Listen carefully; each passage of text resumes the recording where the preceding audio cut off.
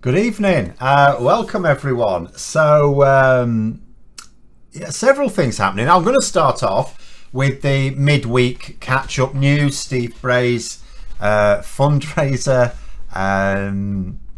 did rather well.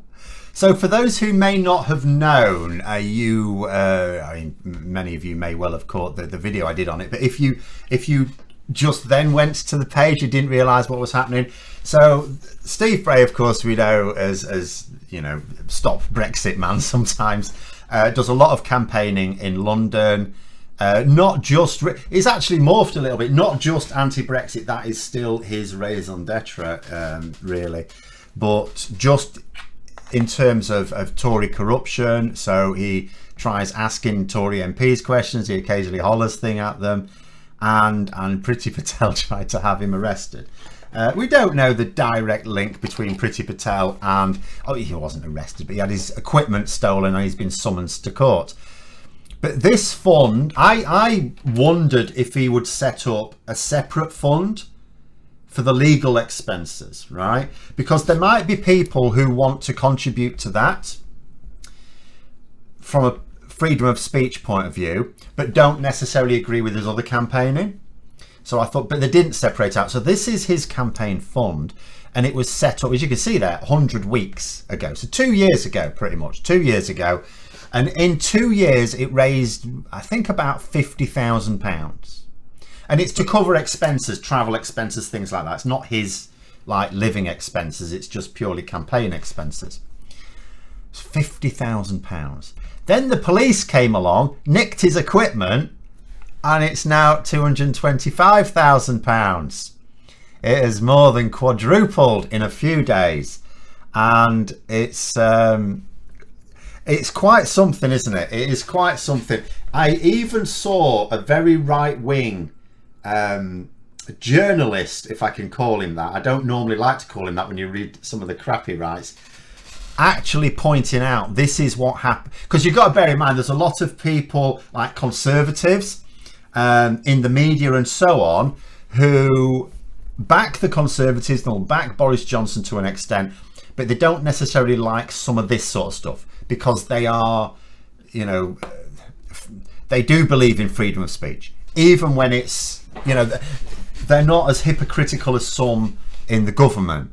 They're quite happy for political opponents to have the same freedom of speech they expect of themselves.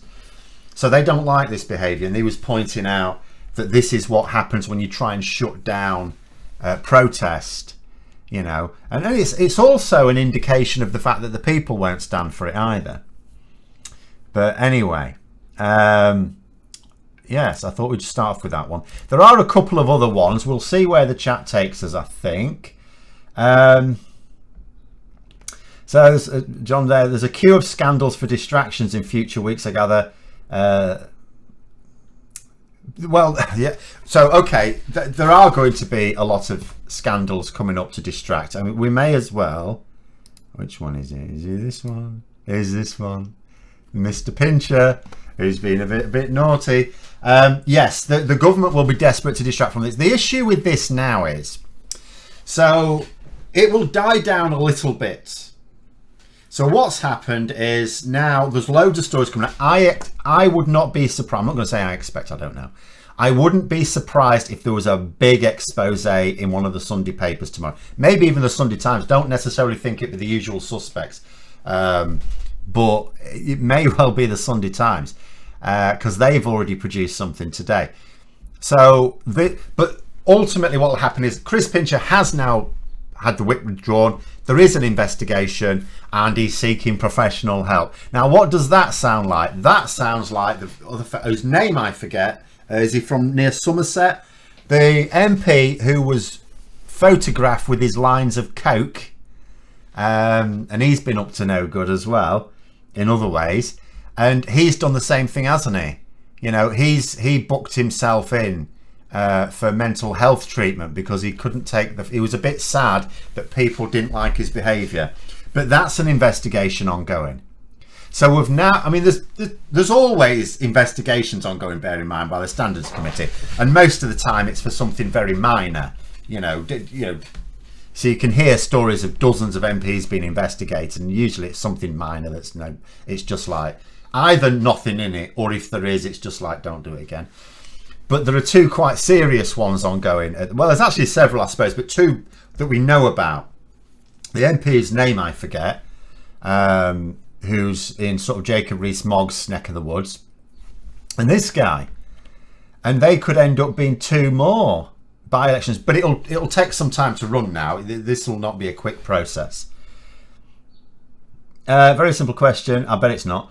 What is? I knew it wouldn't be. What is misconduct in public office? Can't help feeling when in NHS I would have been sacked for all the last week's shenanigans. Yeah, it's not a simple question, unfortunately. It's a very precise legal question, and I don't actually know. You know, in terms of what is misconduct in public office, there are so many things. I mean, the news last week, for example, so people can't have failed to notice. So Carrie Johnson, Prime Minister's wife, at the time Carrie Symonds, because at the time Boris Johnson was married to his previous wife, she was undergoing cancer treatment.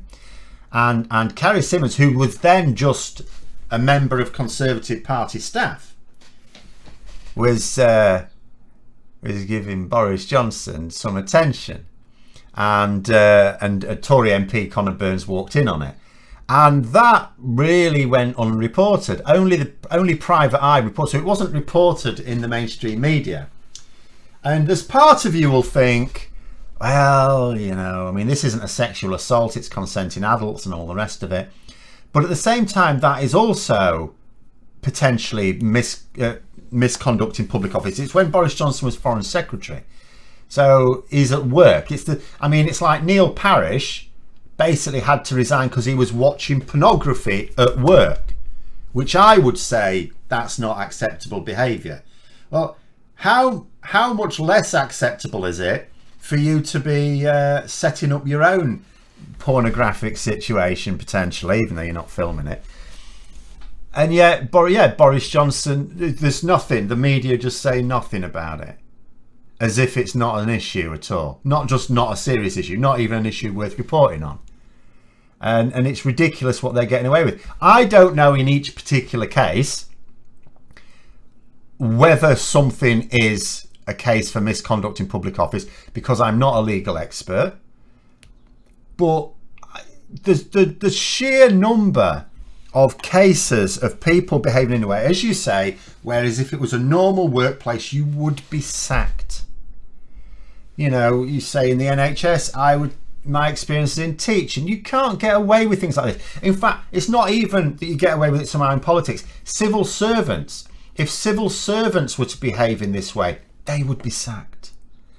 You know, and what it is politicians seem to think that they are an exception to the rule because they're elected. Conservatives in particular keep trying to push this line that it's up to the people to decide whether their behaviour's up to standard or not, and it will be the people who vote them out of office if it's not. It's like, well, no, it's not. There's two problems with that argument. First of all, people do not get to say when you've done something wrong, right, it's time to get rid of you. Like, the British people are not happy with Boris Johnson. If it were to be put to them, should he be sacked as Prime Minister, a majority would say yes.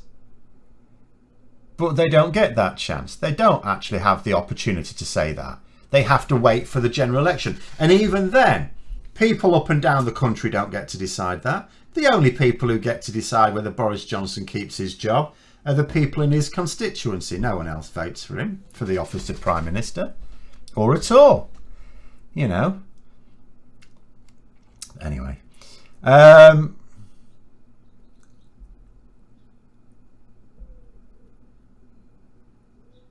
anyway, I'm just trying to find some comments on here.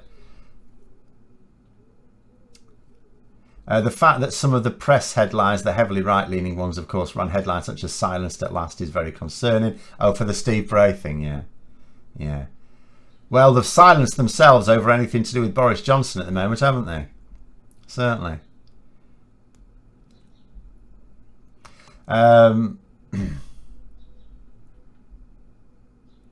Steve Bray should run in the next by-election. He would. I mean, it wouldn't surprise me to see him run as a Liberal Democrat candidate at the next general election. I don't know whether he has specific plans to do that. I think he did run at the last general election. Did I remember wrong on that? I think he did. So yeah, it wouldn't surprise me to see him running. I don't really know where he comes from exactly, where he lives. So, but yeah, it would not surprise me for the Lib Dems to find him a tasty little seat to target.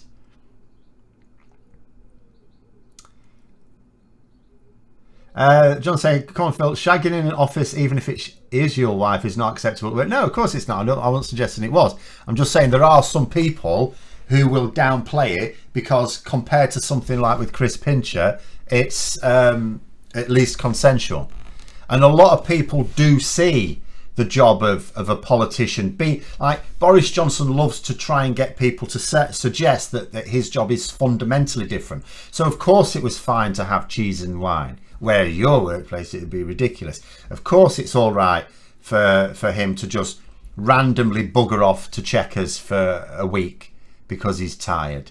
You know, all of these things, disappear out of the country several holidays a year, all of these things are fine because people don't really see being a government minister as a job in the same way it is for other people. But it should be seen like that.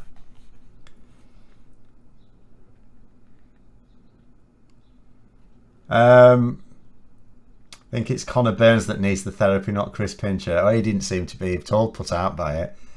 In fact, it's brilliant. I mean, at the end of the day, if you're an ambitious MP, walking in on at the time he wasn't your boss as such, but he was still a senior member of the party as Foreign Secretary. So walking in on someone like that, that's useful information for the future, isn't it? And Connor Burns did very well out of it. He did very well out of it. He got ministerial positions out of it. Oh yes, no, Connor Burns was the big winner out of that event.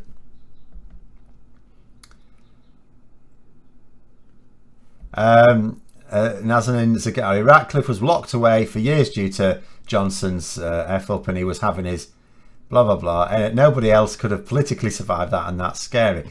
Well, I don't, at the time, of course, I don't know. It's and I think anyone else, I mean, you know, in terms of this news coming out, it's like people keep saying that Boris Johnson is surviving things that other people wouldn't, and it's not Boris Johnson that's surviving them, it's just the circumstances.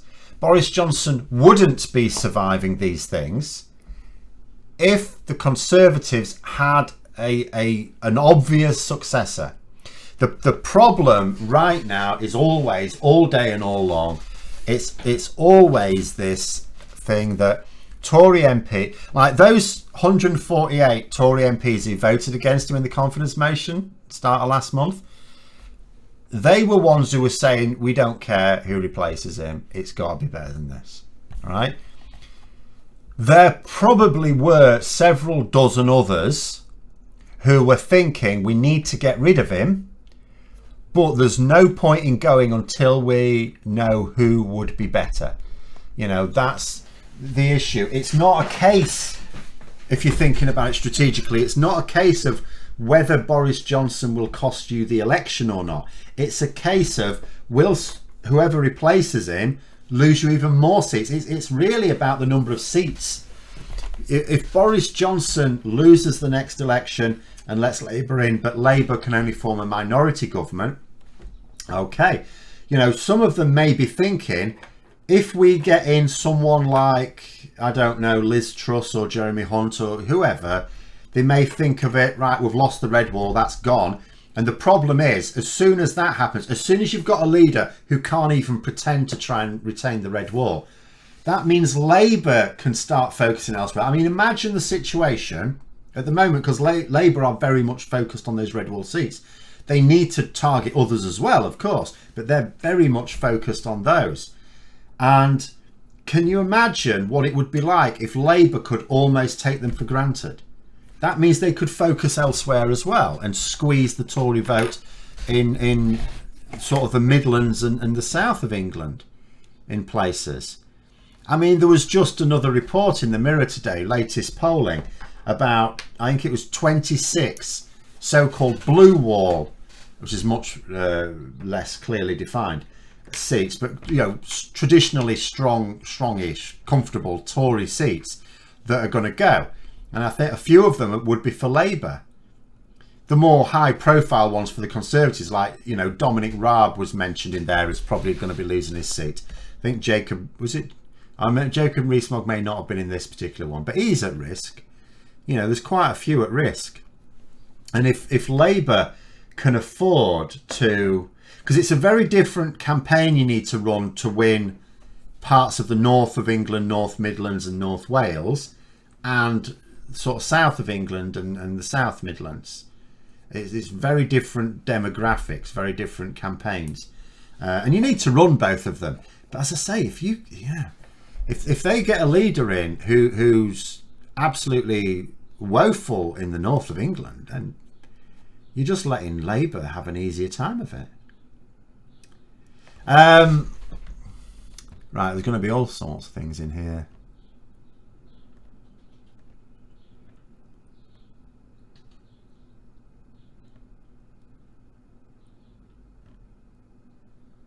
I can't believe he had a minder. I think Boris had one when he was the Foreign Secretary. Yeah, much good it did.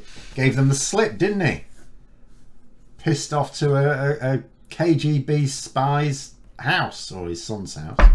Really doesn't matter, was it? The spy was there. Like, you know, the Salisbury poisonings, when the leaders of Europe, the foreign secretaries of Europe, were meeting to discuss the common European response, and the foreign secretary of the nation that had been attacked buggered off to Italy for a party with a Russian spy. So, yeah. And his security was not with him. I'm assuming his minder wasn't with him either.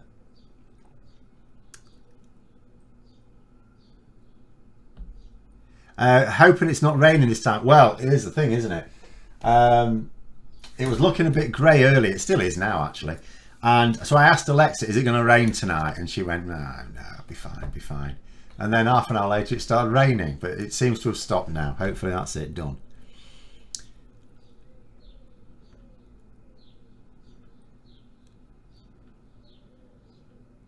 You worry about Johnson being replaced by an ERG member. See, I don't know at the moment. Is it... I don't really see Johnson as being a very effective break against them anyway. You know, is there much difference in being in an ERG member actually being the Prime Minister and the Prime Minister being in the thrall of the ERG anyway? If anything, if a member of the prominent member of the ERG, like a known, because we don't know who they all are even, it's not a public membership. Even though they get public money, we should know who they all are. But some of them, you know, are quite happy to say who they are. And I can't think of anyone who would realistically go for it. Because I know some people may say Steve Bacon. He's got the gravitas potentially. But first of all, I don't know that he'd even want it. I think he much more prefers to be the power behind the throne. The other thing is, Steve Baker would have a couple of problems if he wanted to try and become the next leader. The first of which is that he is in a sensitive seat.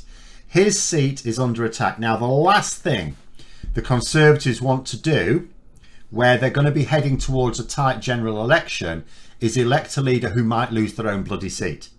Because you could easily have a situation where the Conservatives actually did win enough seats to form a government still, but your leader could still lose their seat, because they are expecting to lose seats.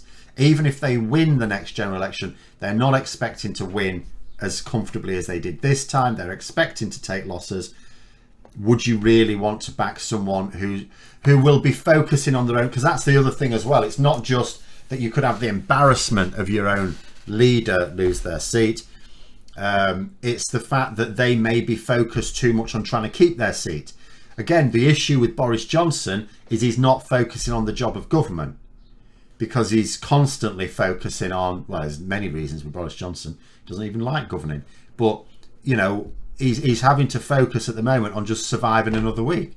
Well, if Steve Baker became Prime Minister, he's going to be laser focused on trying to make sure he wins his seat. So he'll be focusing on that all the time and focusing on policies that are actually designed to meet the approval of his own constituents rather than the wider country. And the other problem would be that there'd be a lot of Tory MPs dead against it. You know, he has got a lot of support in Parliament, but he's also got a lot of people opposed to him. So I think it would be tricky.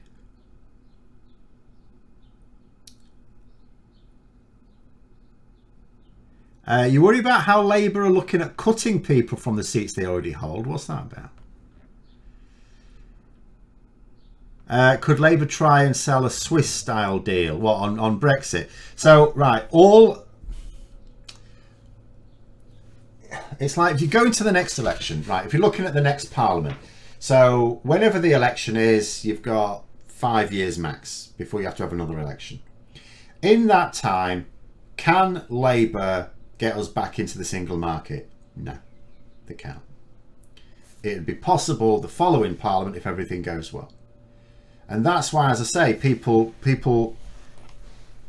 really need to stop focusing on the fact that Labour are ruling things out that they can't deliver on anyway, as if it's for the long term. It's not for the long term. We are going back into the single market. Under what circumstances, I don't know. In fact, Macron's idea throws a potential googly into the mix as well, because I don't know whether anything will come of it, but obviously Emmanuel Macron is really keen on this two-tier EU system. And Boris Johnson's apparently quite keen on it. In fact, so keen is Boris Johnson on it, he's even trying to claim it was his idea. But so all Labour can actually do is deliver closer alignment with the EU. Now, so the question really should be of Labour, what are your plans? Because they can't promise, because it's a matter of negotiation. We still have to agree with it. If we want to align with the EU, there are things we have to agree. There are things we know the EU would agree to, but there are other things where it depends, doesn't it? So, you know, in terms of cast iron promises, all they can promise is to negotiate a better deal with the EU based on the notion of closer alignment.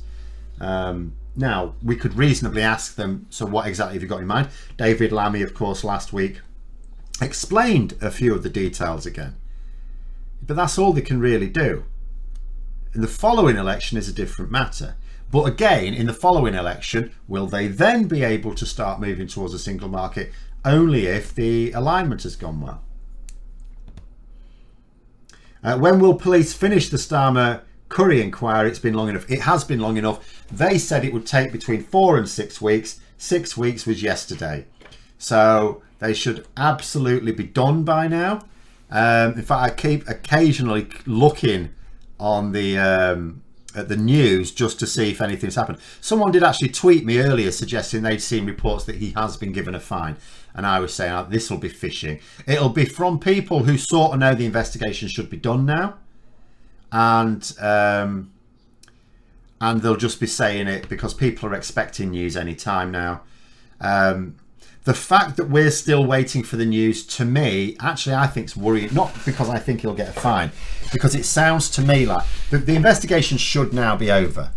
They said 4 to 6 weeks. It's taken 6 weeks and counting. It sounds more like, to me, they want to make sure that their statements, when they make it, is suitably lawyered. Now, I don't really want a suitably lawyered statement, because that sounds to me like they'll just try and... I don't want them giving the right-wing media any excuse to bring this back up. And I'm not suggesting that they'll go hard on it now. You remember that 2 weeks of Beergate, whatever they called it, with the Daily Mail? That was for the local elections. They're bored of it now. They're not going to go. They'll report on it when the thing comes out, and they'll say, "Oh yeah, actually he's guilty," but they couldn't act because Keir Starmer ramped up the pressure by threatening to resign. They'll come out with that bollocks, of course they will. But then they'll let it go. They won't bother with it anymore until the next election. So they'll bring it back up the next time there's a by-election that Labour are involved in, or the next time there's local elections, because next year's local elections are going to be quite key for Labour, or for the general election. They'll just keep bringing it up at elections. That's what they're going to do with it. But yeah, I really don't think, I don't know why it's taking this long. It's absolutely ridiculous. If Rory Stewart was still there, could he win both red wall and blue wall seats? Not a chance. No. No way. He's a posh Etonian. I know Boris Johnson is a posh Etonian, but he's like Nigel Farage. Somehow he had that charisma that let people think, oh, he's one of us. Oh, he might have gone to a private school, but he's got his feet on the ground. Has he? Bollocks. But yeah, so Rory Stewart's got all the posh Etonian without the populist rhetoric, you see. So no, Rory Stewart can appeal to intellectuals, maybe, but no, not the industrial north. Not a chance.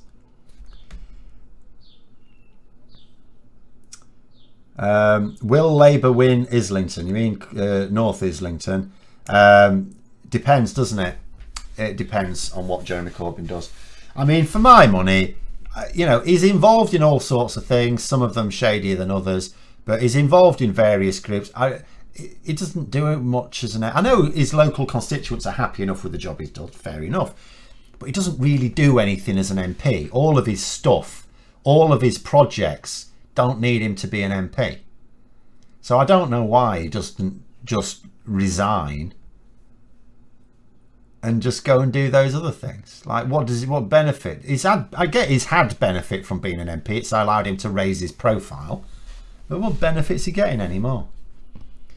So we'll just have to see whether he decides to stand as an independent, in which case it's tricky because he is popular in his local constituency, or if he'll just go, well, I'll go and do these other things which he was doing anyway while he was supposed to be being an MP. Rees-Mogg for leader of the Tory party, the most amazing Labour asset. Yeah, they don't even let him talk during a general election campaign. They're not going to let him lead them into one. But anyway. Bazakuda there saying Tamworth is very Brexity, high number of Mail and Sun readers. Doubt it'll be overturned by any party. Well, it would be very difficult, but I just keep coming back to the fact, and I don't know what the demographic shift has been. I think I saw something, but I don't know what the latest census polling has suggested. But it has been taken by Labour before. You know, in 1997, Labour won it. In 2001, 2005. It went to the Tories when, you know, Labour lost power. So I don't know that it's impossible for Labour to stay. I think it would be very unlikely. But it is the sort of seats to try and target. If you want a majority, it's one of the sort of seats you need to be able to try and... No, I'm not saying you'd have to win this seat to be able to get a majority, but it is the sort of seat you need to be able to target. It's a seat where Labour have won in the past, in recent memory. The Brexiteerness doesn't really matter anymore as well. I would actually even go so far as to discount how different constituencies voted on Brexit in 2016, because it's now fairly clearly established. I'm seeing this across lots of pollsters, small and large. You know, they're now satisfied that most people aren't really thinking about Brexit when it comes to deciding who to vote for. I mean, we've seen some evidence of it. North Shropshire, very Brexity, voted a very vocal anti-Brexit candidate. You know, Tiverton and Honiton, quite Brexity as well, voted Lib Dems. The Lib Dems are clearly anti-Brexit as well. You know, and as I say, polling companies are finding that people are not considering it a top issue. Campaigners like local activists for Lib Dems and Labour are finding that on the doorstep, when they're asking people what they think the issues are, they're not reporting that Brexit is an issue for people, because the people who are sort of pro-Brexit even still think it's done, because Boris Johnson keeps telling them it's done.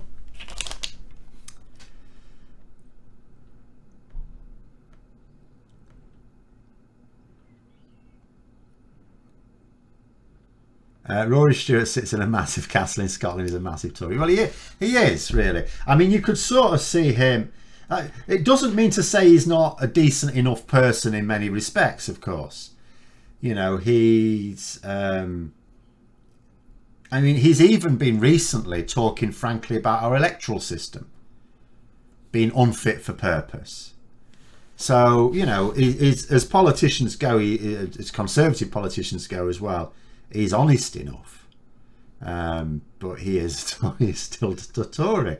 It's very much like, you know, Ken Clarke. Of late, you know, if we think about over the last few years, because Brexit's polarised so many things, what have we started, you know, as people like myself have started to look more favourably on people like John Major, Ken Clarke, Michael Heseltine.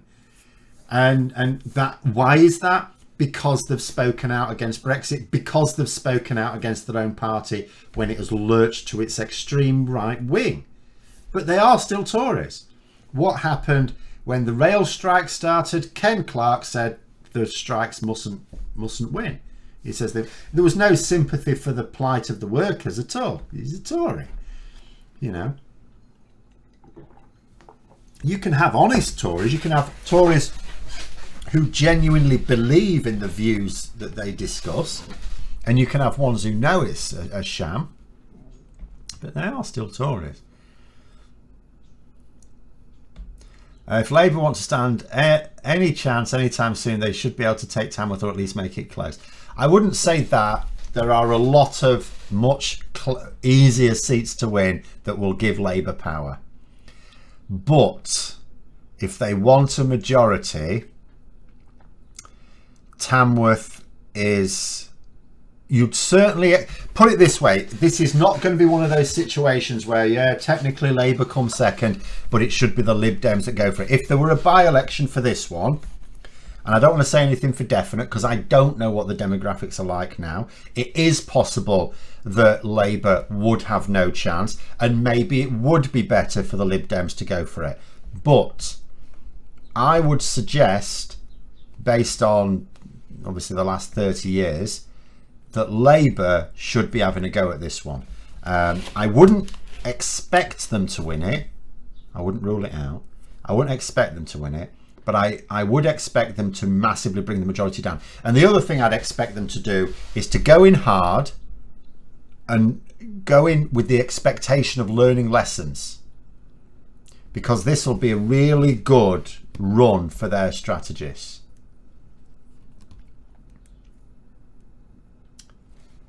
I think Brexit is the dividing issue. Yesterday's news. The divisive issue of the day is now Johnson himself. Yeah, well, it'll be interesting what happens when Johnson does go, because I still cannot see a route to him remaining in place beyond the end of this year. I struggle to see it.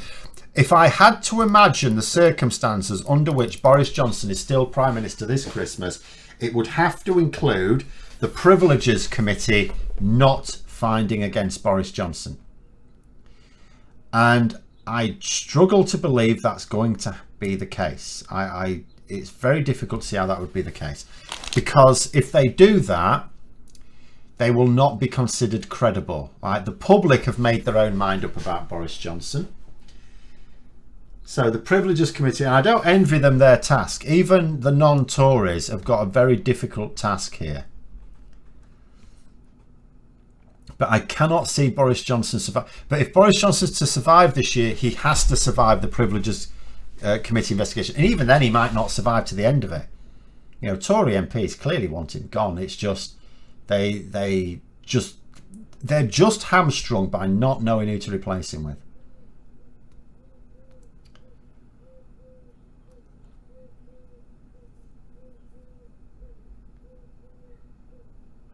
Same as next door, East Staffordshire, where I am. That turned in 97, but still sounding very like people regurgitating what is spewed by the right-wing papers. They still think Brexit is good. Johnson got all the big calls right, etc., etc. Yeah, but the thing is, every time he gets a big call wrong, people will have to start doubting it, won't they? We'll just have to see. We'll have to see. But James asking there, could he delay the report till the summer recess? It depends which report you mean. What report? Are we expecting a report? You may have to wait a minute because I think I've got it on slow mode on a Saturday. It takes you 6 seconds before you can type anything in again. You'll have to say what report you're talking about, James. Because I'm not sure what report there is. Could Dominic Grieve be selected as the Tory candidate for Tamworth? Well, Dominic Grieve couldn't even be selected as the Tory candidate for his own constituency. If you remember, he had the whip withdrawn and wasn't allowed to stand again. And he would not stand, he would not be allowed to stand with Boris Johnson still in charge. He may not be allowed to stand under his successor either.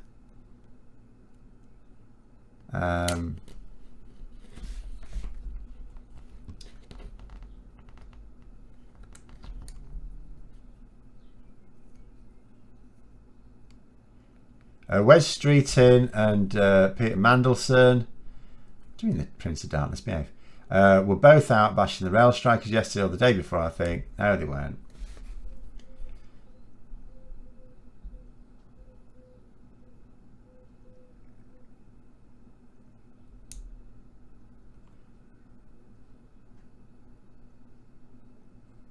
Have we got, hold on, is that the same one?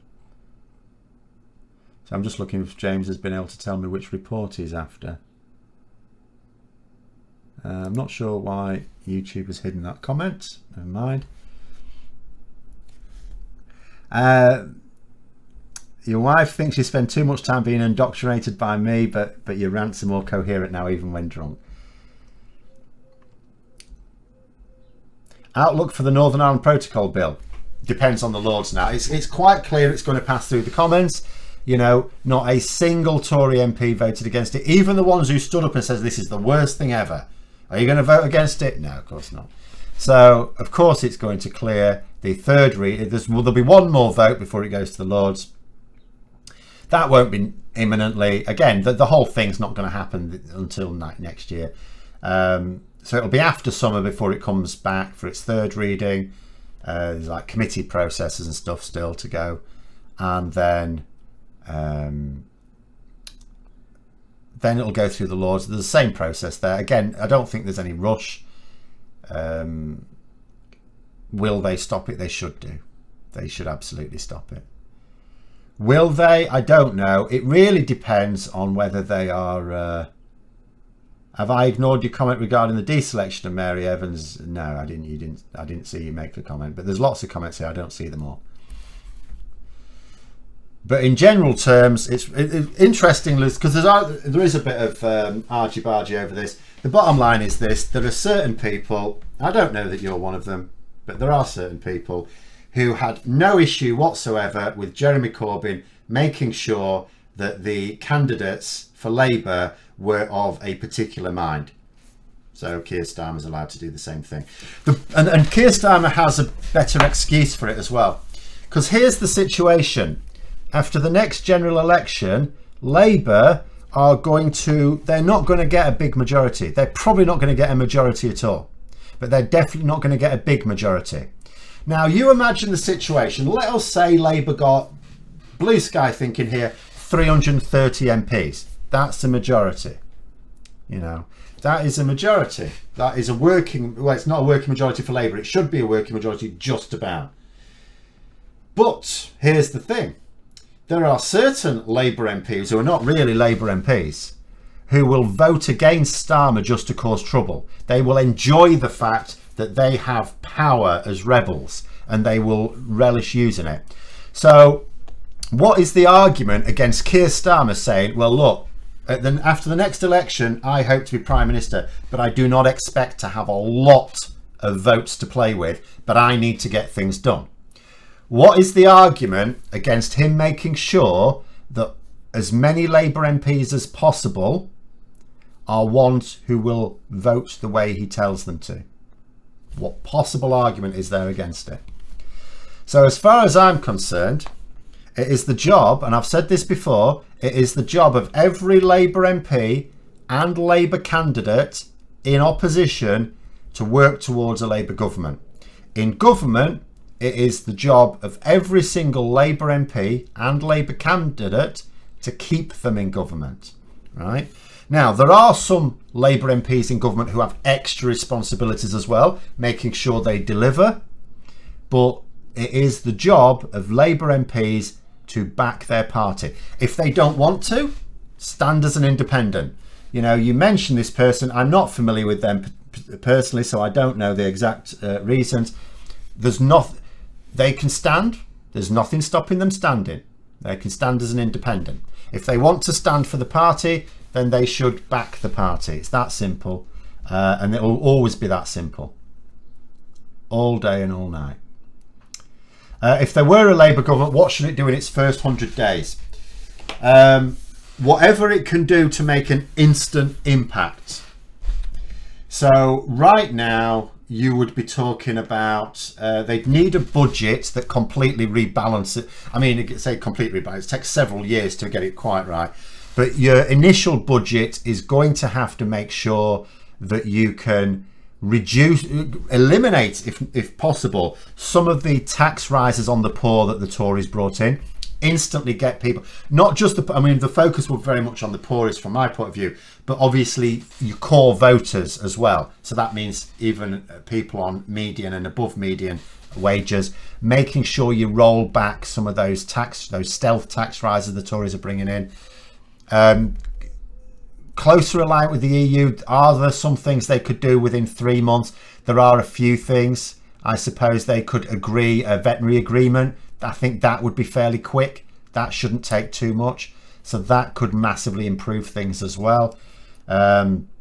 Basically, your first 100 days, after 100 days, you need to be able to say, we've done this, this and this. And it's some of the things they'll say, we've done this, this, and it's like, oh, that's great. And when are we going to see the impact then? So you need to make sure there are some things you can announce where it's like, you should already be seeing the impact. Do you like it? Great, thanks. We'll do more of it in the next 100.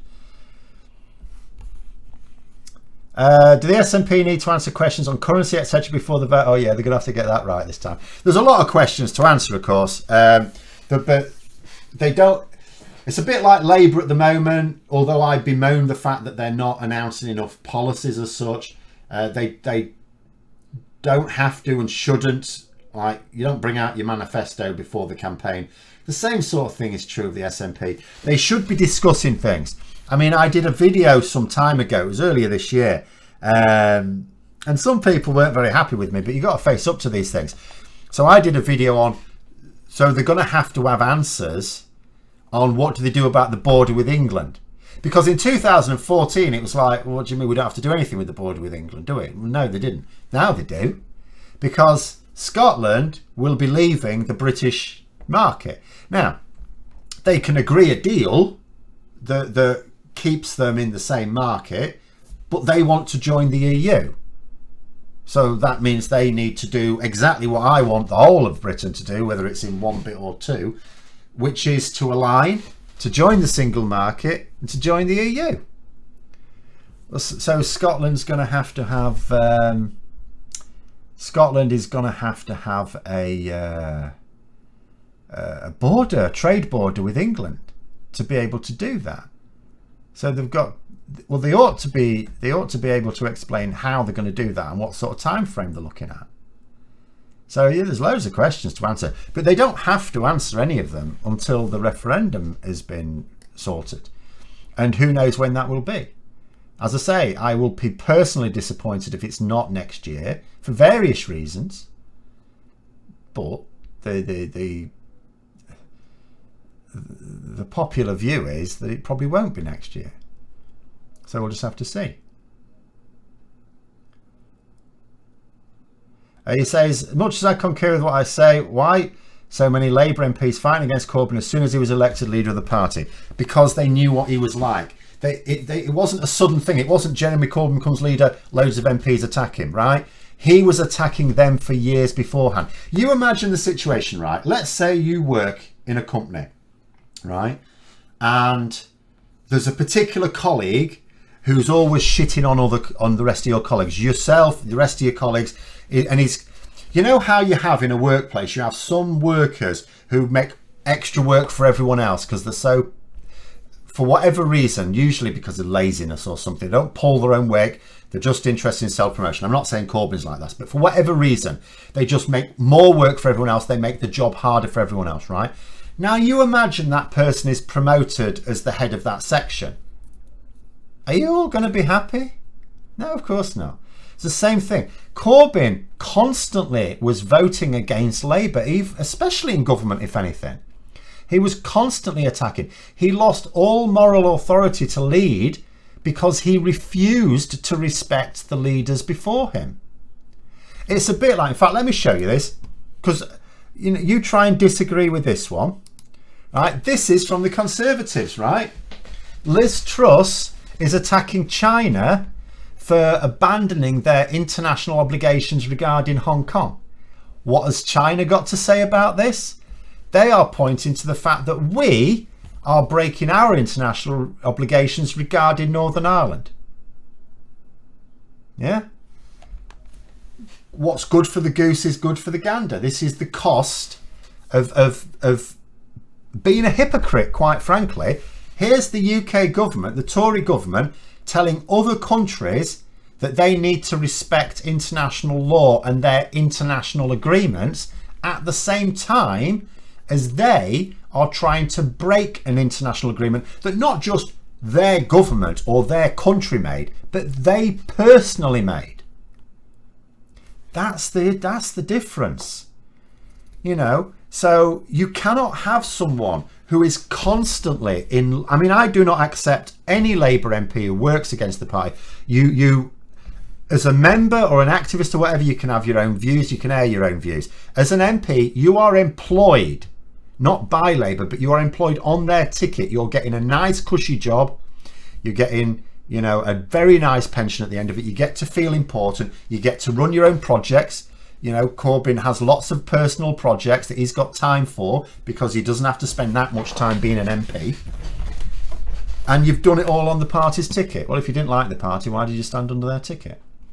So you accept the responsibilities that come with it. And if you won't accept the responsibilities that come with it, you can't expect to become leader and then expect everyone else to do what you say when you refuse to do what previous leaders said.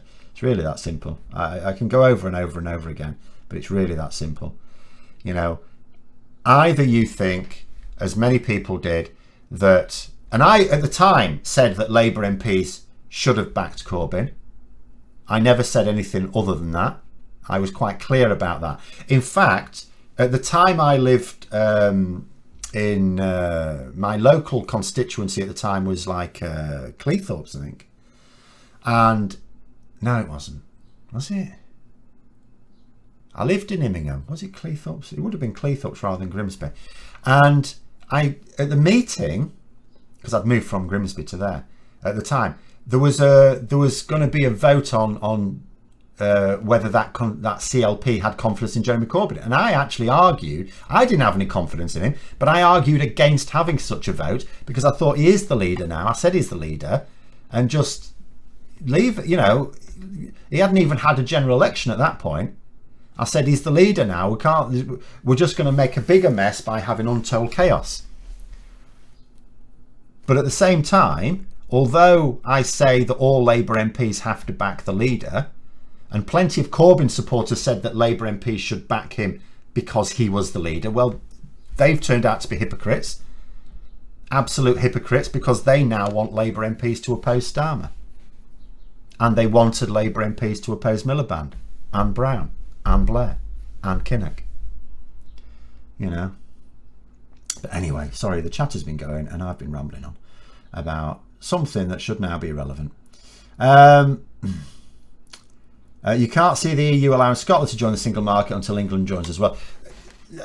It'll only be an issue of, can Scotland join? Can they physically get the infrastructure? There's no barrier. I don't really see major barriers to the EU. Want the single market to be as large as possible, right? They want it to be as large as possible. It's in their interest. It's massively in their interest. The EU, see, as the EEC, they were developing into a significant trading bloc. The EU has massive economic power, right? But it also has massive political power. I always sort of draw the attention, but it's the fact that you look at American multinationals and how they have to dance to the tune of the EU. Yeah, all of them, the big tech companies, all massive American multinationals. American multinationals are used to being able to ignore what other countries want or not, because they're based in America. There's no rules at all. It's like the Wild West never ended. And yet they have to dance to the tune of the EU. So that's massive political power as well as economic. And it's derived from that economic power. And that economic power derives from this massive market. So of course they want Scotland in it. But the infrastructure's got to be there to protect the integrity of the single market. They've already risked a lot by having a big old hole where Northern Ireland is. And they've been complaining recently about smuggling, which is it's obvious there was going to be smuggling there because that's the path of least resistance to get into the EU. You say as an MP you're working for the constituents, though. Corbyn never intended to be leader, did he? No, the constituents are part of it. As an independent MP, you're working for your constituents. As a Labour MP, your primary goal is to, in fact, put it this way, it's really easy to explain. Why is a Labour MP a Labour MP? Do they think that the best thing for their constituents is a Labour government, yes or no? If the answer is no, they shouldn't be a Labour MP. They shouldn't even be in the party. If they do not fundamentally believe that the best thing for their constituents is a Labour government, they shouldn't be in the party, let alone standing for the party. If they do believe that a Labour government is the best thing for their constituents, then it is their job to make sure that that happens. It doesn't matter how you try and argue it in terms of splitting priorities. The priority is always to the party. And the reason for that is if you are of the belief that there is a conflict between what's best for the party and what's best for other people, then you shouldn't be in the party. The only people that should be in any political party are the ones who think that their party is best aligned with the interests of people or the country or whatever you think is important.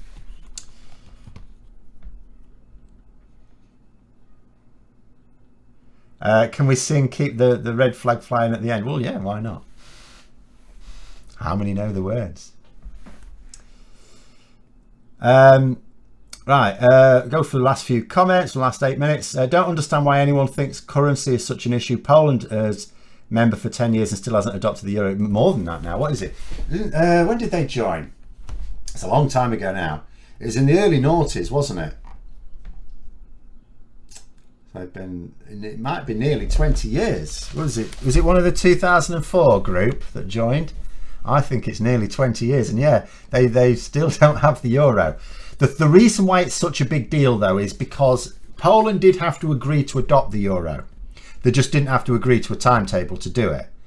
And the thing is, we would have to, well, actually, okay, everything's up for negotiation. Everything's always up for negotiation. As soon as I say that, there'll be people saying, no, the EU won't negotiate on that. And I think, well, they might, because, you know, even if the UK is split up by this point, if it's just basically England and Wales, or just England, whatever, England's still massive. You know, the population of the UK is about 67 million people, right? The population of England is 55 million, something like that. The vast majority of people live in England. So it's still going to be a very large economy, even if we all split up. Obviously not as big, but it'll still be fairly huge. And it would still remain one of the largest countries by both population and GDP in Europe. So, of course, I mean, we're talking into the far future here. We're not talking about now. Forget about the political situation now. We're never going to go back into the EU until the political situation is that we want to go back into the EU, right? But if we get to that point, if we imagine at that point, and if the currency is a big sticking point, you can negotiate. We're not going to get all the same terms. We're not going to get all the same opt-outs that we had before. But that doesn't mean to say we couldn't negotiate any opt-outs at all. Because it would be an issue. And it would be, I've said recently, it would be an emotive issue. because people have a lot of attachment to their currency. But it would also be a practical issue. There are practical reasons why you might want to control your own currency. I mean, right now, who would want to be the Bank of England right now, with the pound falling against everything that we trade in? But right now, it's but you know, in general terms, there is a benefit to having your own currency and your own control over that currency, right? Because a government that can basically print its own money has an awful lot of economic flexibility.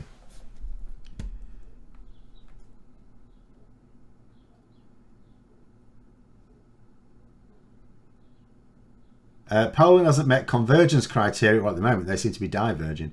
There was some interesting news about that. That's why no particular pressure for them to join, isn't it? I just don't. Potentially, yeah. I don't even pay attention to why there isn't a fuss being made. All I see is that Poland hasn't adopted it. There is no fuss, and it doesn't look like Poland will have adopted it in the next 20 years.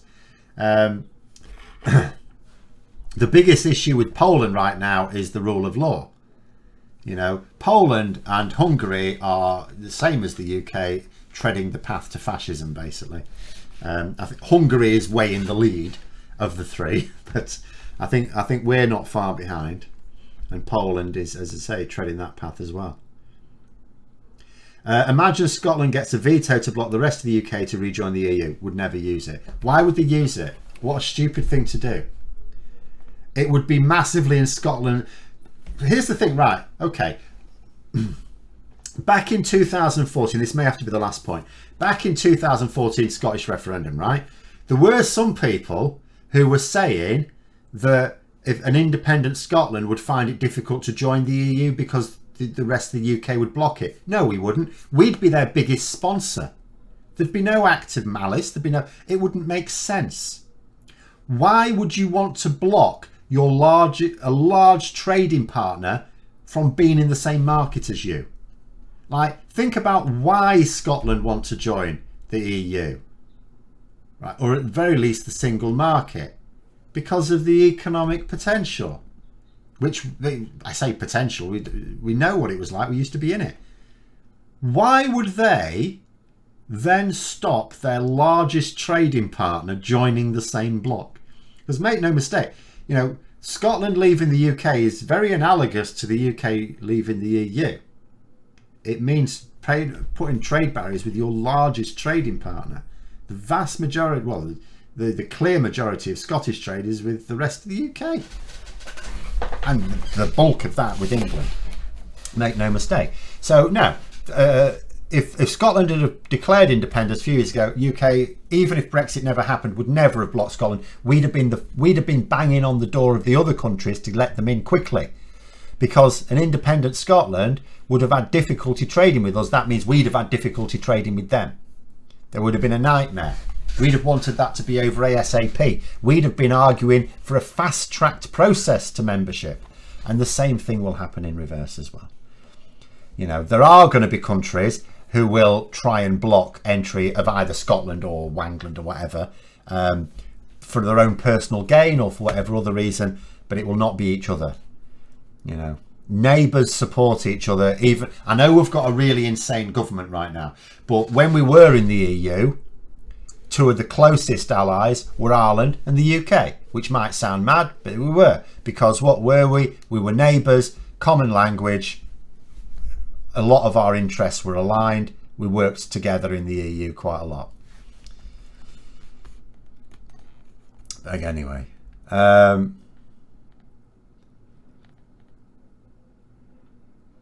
we'll have to leave that there, I think. I'll do one more comment because I've just seen here. This is maybe part of a wider discussion I may have missed, but I'll read this last bit. It says, as Mick Lynch, who's the RMT boss, correctly said, the working class needs some way of organising and communicating. That is why it's such good news that his truth-telling has been celebrated. I noticed the media have decided to stop putting him on their programmes as much now because they're a bit sick of him. Yeah, they do need a way of organising and communicating. Absolutely agree. Absolutely agree. Because this is the problem. If we look at various media organisations, there isn't really anything for the working class. And why isn't there? because the media organisations need a lot of money to get behind them, and that's why we mostly have right-wing media organisations, because that's where the money is. But at the same time, unions are not an effective source of that information and communication, because they have their own. A union has two purposes. First of all, it's an insurance policy for its members. So if they need legal protections, that's what it's supposed to be for in a good union. Secondly, it's there to lobby for pay and conditions, either to stop them getting worse, as the case is now, or to even improve them. Those are their two jobs. Those things are not necessarily always in alignment with the working classes. So what you actually need is some more effective voices. Social media gives some potential platforms there, but it's very difficult without banding together to make a really big one, because that's what you'd ideally want, a really big platform with lots of different people banding together. But there we go. You say you like Mick Lynch. Well, he's very effective at the moment, and I am pleased to report that in the latest polling, because my main fear was it's the PR battle. What are the public going to think of it? The public still, in fact, the public support for it seems to have gone up a little bit, so that's not bad. That's fine. But the